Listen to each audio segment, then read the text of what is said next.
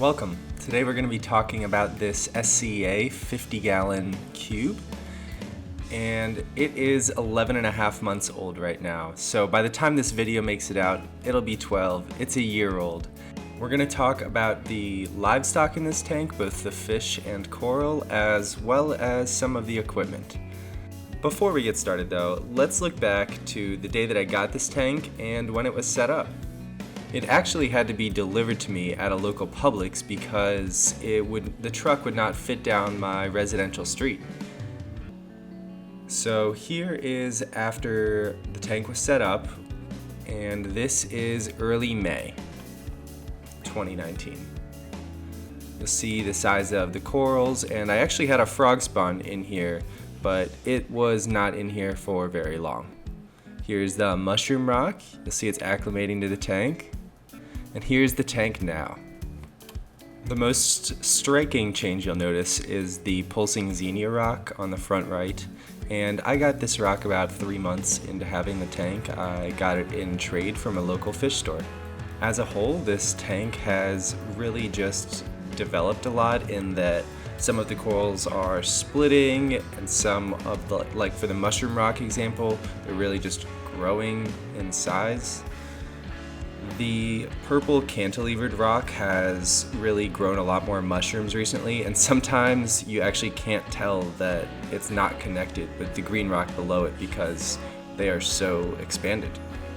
I don't get to hang out and just watch these warehouse tanks very often. Usually when I'm there, I'm working and preparing to go service aquariums. So every once in a while, I'll walk in this room when the lights are off and these tank lights are on, and this tank is just stunning with all the lights off and just getting to look at it and enjoy it. There is an IVS portal on the side of this tank, and it magnifies and also cleans the glass. But I have it set right over that anemone and clownfish.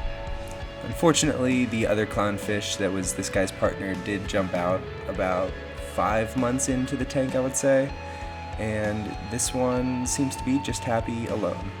There is also a yellow chorus wrasse and a very large algae blenny in this tank. The yellow wrasse didn't come out for about 2 months, but now is out and about all the time. And the algae blenny I only see when the lights are very dim in the tank, but I also see his little algae kisses on the inside of the glass. Here is the tank at 7 months.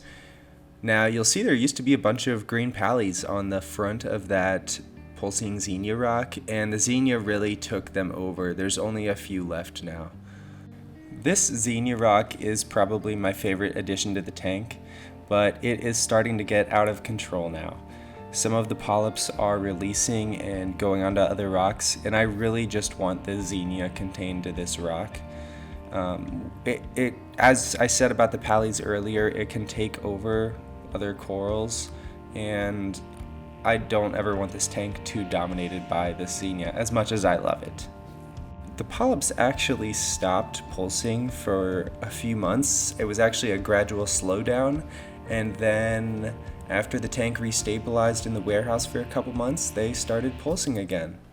This tank currently gets about a 6-gallon water change every few weeks. And one of my other favorite things about this tank is how viewable it is from above.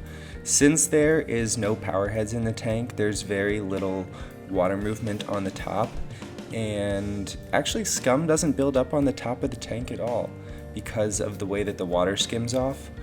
So it is very viewable from above, and it's always perfectly clear. One of the reasons I'm able to have such low flow in this tank is because all of these corals are very accepting of low flow and even can thrive in it. The mushrooms, the xenia, the pallies, and the anemone. This mushroom rock is a little home or a fort for all of the fish. I see the clownfish, the wrasse, and the blenny all just scooting in and about the mushroom polyps. In the past few months, these pallies have just exploded in growth. For some reason, it just took them a really long time to get started, and now in the past few months they've doubled in size about every 3 weeks. This tank gets fed mostly NLS flakes about once or twice a week, and then it also gets PE calenus and PE mysis once or twice a week. So it's really not fed that often. I figure the fish can get a lot of their food from in here since this was such established rock. There's so much algae and extra waste being made all the time that they don't seem to have any problem getting their food from this 50-gallon tank. This clown loves the anemones so much, the only time he'll leave is when there's food going in. This aquarium has stayed in impeccable shape as far as the silicone quality. It's not breaking up at all. It's actually not even that reachable the way that they sealed the glass. The overflow box, the lock line, and the stand quality have all stayed really high. Let's take a look under the hood. I've kept this sump very simple. Just the skimmer, a filter sock in the back. There is a 200 watt Finex titanium heater in the middle. And then there's just the simple return pump that came with it. The skimmer also came with this system. I'm so happy with this tank already. I can't wait to see what it looks like in 6 months or another year. Leave a comment if you want to hear any more about any of the particular equipment or a specific video on a coral.